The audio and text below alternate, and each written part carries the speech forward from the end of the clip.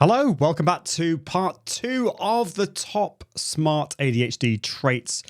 I thought I could fit all of these into one episode, but as I found out the last time I did this, I ran out of time. I'm probably going to have to do 3 or 4 episodes because it turns out there's a lot of traits. And some of these affect me, some of them don't.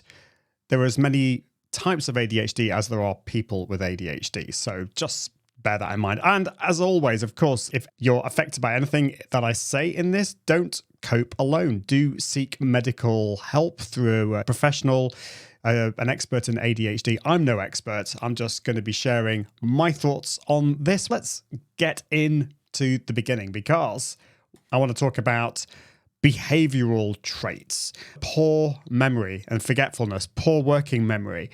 And when I was talking to Tamara on the show recently, we were talking about the fact that it's almost like our working memory is like an Etch-a-Sketch that has very limited space to hold information, and it loses information very easily. So this ADHD impacts executive functions of the brain, and this includes working memory. It's like the RAM in a computer.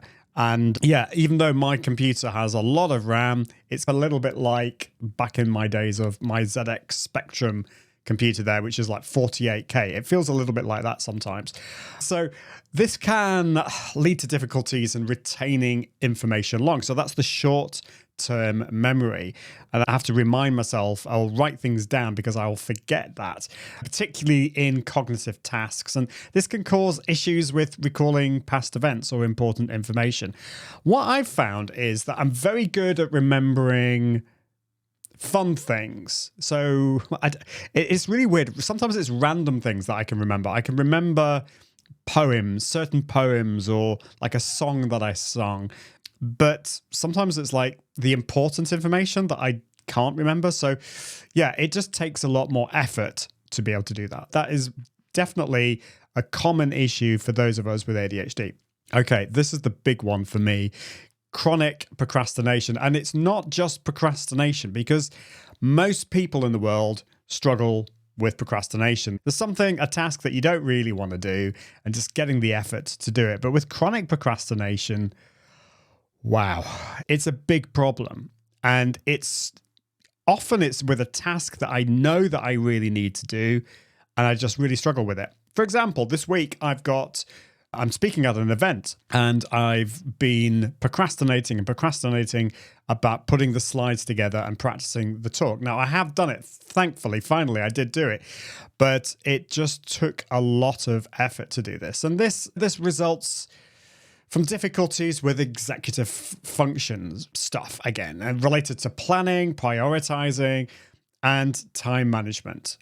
People with ADHD tend to delay starting tasks because it could be to do with feeling overwhelmed or uncertain about how to proceed, or because they lack the immediate motivation to do it. And that is the common thing. You just don't have the mental process or power to be able to get started until the pressure of a deadline forces that action. And so this is when it's like a yellow zone task in the four quadrants. You've got like green tasks, which are like high stimulation and fun. You've got low stimulation and fun, which are the blue tasks. And then on the left-hand side, you've got the kind of yellow zone, which is low stimulation and not fun. And that is often where these tasks lie that we procrastinate with. And what happens is that they become red zone tasks, which is high stimulation, not fun. And that is danger zone. So we're triggering our brain into forcing us to do it because we have to do it. It's like tomorrow. The deadline is tomorrow. The deadline is yesterday. And this can often fuel guilt and self-loathing, or we use those things to force us to do the stuff. I've always thought I'm just lazy. I compare myself with others here. But chronic procrastination is a huge issue for many people with ADHD. And yeah, guilt definitely comes into that. So that's kind of flows on quite nicely to the next one, which is difficulty getting started with things. Once you get started, it's sometimes a difficulty getting to actually stop. But This is known as activation. This challenge involves the struggle to initiate tasks due, again, to problems with executive function. Do you see where I'm going with all of this? It can be particularly difficult to start tasks that are seen as boring or complex. Again, this is procrastination because ADHD symptoms often include a need for more stimulating, rewarding activities. So I find that instead of doing like the big task that requires a lot of effort, I'll do lots of little tasks that I enjoy, or I'll toggle between a big boring task. I'll do maybe 3 minutes of it. I'll then go on to something that's a lot more interesting, and then I'll go back and I'll toggle between those things. I wonder whether this is partly to do with dopamine as well. There's just not enough dopamine there, and it's just really difficult to get started. Also, we just don't know how long this thing is going to take. And this is the whole time blindness thing. So we might just make this task, which is actually only going to take us 3 minutes, but we think it's going to take us hours and hours. And so we just don't get started, or we just think it's more complicated. We get overwhelmed by it, and we just don't get started. But then we have the next issue, difficulty stopping or switching tasks. This is a big problem for me. So I get in the zone and I'm hyper-focused. So I just really, really struggle to stop it because I'm in that zone and I don't want to stop. So once engaged in that activity, especially one that is enjoyable or stimulating, we tend to find it hard to stop due to hyper-focus on that task. And additionally, and this is a really weird one, I always wondered why this was the case, switching or transitioning to another task requires that executive function thing, which can be impaired with ADHD, making task switching challenging. And I found this, that I'm focused on something, and then maybe somebody comes up to me, like my dad, and he's asking me a question or saying, can you help me with this? And I really find that painful. I've had to work really hard at this because I'm so focused on this, and I'm worried that if I stop focusing on that, I'm going to find it difficult to get back into it. But it's just difficult to switch tasks, transitioning between those different things, really hard. So yeah, is that something that you struggle with? I think a lot of people with ADHD do.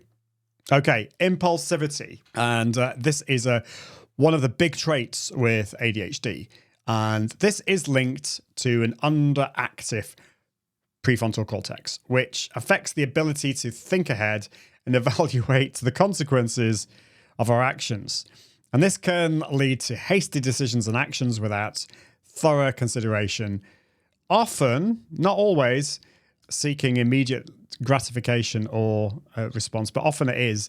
We just see something that we want to buy, we want that immediate gratification, but it is a little bit of that thrill-seeking thing. Now, this isn't always bad. Impulsivity can sometimes be a really good thing because we're trusting our gut and we know that this is going to work. But if this is not put in check, it can cause real problems. In the past, I've seen a phone or a piece of tech that I really want, and my gut is telling me that I probably shouldn't buy this. I don't have enough money for it, or it's not the right thing, but I just go and buy it anyway. For me, often, because I have a high level of anxiety, that keeps my impulsivity in check. But if you don't have a high level of anxiety that keeps it in check, this can be a big problem. It can also be a good thing, but in moderation. So bear that in mind. And then we're moving on to a bit of a dark subject, I think, which is related to impulsivity. And this is addictive behaviour or even substance abuse. And I know I'm treading in dangerous, difficult ground here. This is partly down to dopamine, I think. Again, no expert here, and I'm going to bring on experts onto the show about this to talk about this because it is something that really interests me. The dopamine regulation is a problem for people with ADHD, and this can lead to individuals with ADHD to seek out behaviors or even substances that increase that dopamine in the body, in the brain. And this is particularly if you don't know you have ADHD, you're not medicated, you're not seeking a holistic approach or whatever it is, you're self-medicating through other activities. Now, this could be down to alcohol, it can be drugs, it can be sex, pornography, it can be loads of different things here that people can get addicted to and can cause huge problems because you are trying to seek out or increase that dopamine level in your brain, and it become addictive. With pretty much all of those things that I've mentioned, that changes the chemical balance in your brain and you can become addicted to those things. This can make addictive behaviors more appealing, harder to resist. It can make you initially maybe feel better. You get that initial rush, but over time, or at the end, you're going to feel absolutely awful. You're going to feel guilty. You're going to feel all those things.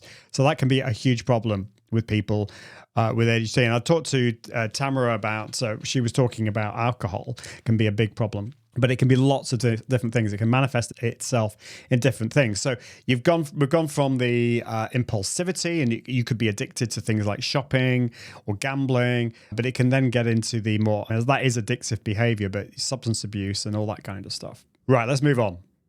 Restlessness. Now, this is like a feeling of feeling wired, but you can be moving your legs or your ribbon rubbing or whatever. And this is a manifestation of the internal hyperactivity. So it can be external. You can be externally hyperactive. But the thing I'm talking about here is this feeling of feeling restless. And it's this internal hyperactivity, which is associated with ADHD. And when I thought I had ADHD, I thought I was the inattentive type. I didn't think I was hyperactive because I'm not very physically hyperactive. I was as a child, but not as an adult. And then I realized that internally I am very hyperactive, and it can be very difficult for those with ADHD to sit still, to remain still. That's not so much of a problem with me. I tend to be quite still. Some people, they can't be, like my wife. She gets a little bit restless physically. But yeah, this restlessness can appear as fidgeting or inability to sit for prolonged periods, or a general feeling of being physically uncomfortable when not in motion. I don't have a problem sitting down, but I do sometimes need to get out. Like today, I need to go out for a walk. I need to get some exercise. I need to do something. I get anxious and frustrated if that's not the case. Okay, let's move on to the next section, which is sensory and perceptual traits. So this is really interesting because I didn't really realize until relatively recently that these were anything to do with ADHD. Sensitivity to noise and overstimulation. And apparently as children, younger kids, they find it difficult to filter out things. So kids can get really overstimulated very easily. It's the same with a lot of people with ADHD. We find it difficult to filter out lots of conversations happening. We can get overwhelmed with too much stimulation. It's weird because we like to be stimulated, but we find it very difficult to filter out or to focus on one thing if there's lots of things going on. And an example of this is like a few weeks ago, I was in London for an event. It was a really good day. In the evening, there was a party with, it was, a networking party when we were speaking with people, which I was looking forward to because there were a lot of really cool people there. The problem was that they had a DJ, which sounds great, but the music was like pretty loud and I just struggled to hear the conversations. I was listening really intently to what people were saying, but I was really struggling, and it took so much effort that I kept on having to go to the bathroom, the toilet, to just have some space. It was really quiet and I closed the door. I had like 3 minutes of space. I didn't actually go to the toilet. I just stood in there, and then I went back out and I had another 5-10 minutes of this, and then I had to go back. And then eventually it was just too much for me. And this has happened quite a lot when I've been to events where there's music going on and I just can't cope with that. And it's the same with like a noisy coffee shop. If there's too much noise going on, I can't concentrate. And that's why noise cancelling headphones, playing things like brown noise, or using a tool like Brain FM really, really help here. And so like many individuals with ADHD have sensory processing sensitivities, which make them more susceptible to being overwhelmed by sensory inputs such as loud noises or visually cluttered environments. And that's really interesting because actually if I'm in an environment where it's messy, like my office and studio, I need it to be tidy. Otherwise, I get a little bit stressed. But actually keeping it tidy in the first place is a difficult one. Yeah, back to the noises thing. It's not just lots of loud noises. It could just be a sudden loud noise. That can be really quite shocking to me. So then this is interesting. Like, our nervous systems are less effective at regulating inputs, and that can lead to sensory overload. And I will just have to lie down. It's almost like I feel physically assaulted. I have to just lie down, rest almost in a darkened room. And often I was doing some research into this heightened sensitivity. And this is, I think, the sympathetic nervous system as opposed to the parasympathetic nervous system. I'm learning all these things. If you're in that state for too long, it can lead you to overwhelm, anxiety, irritability, maybe even burnout as well. It takes me a lot of concentration to focus on what somebody's saying. But if there's a lot of stuff going on in the background, it's even more difficult. This is to do with that difficulty in filtering out the background noise from the conversation. And people with ADHD really struggle with this often, and that focusing on that conversation. And even if you want to, and most of the time I do want to talk to the person, it's not like I don't want to. And this brain's kind of challenged ability to prioritize auditory information effectively. And I'm really concentrating on what this person's saying, but I'm struggling to filter out all this other stuff that's going on. It can make it really hard to concentrate on what that one person is saying, particularly like a party or a professional setting, can be really difficult. So I wonder whether that's something that you struggle with yourself. Let me know.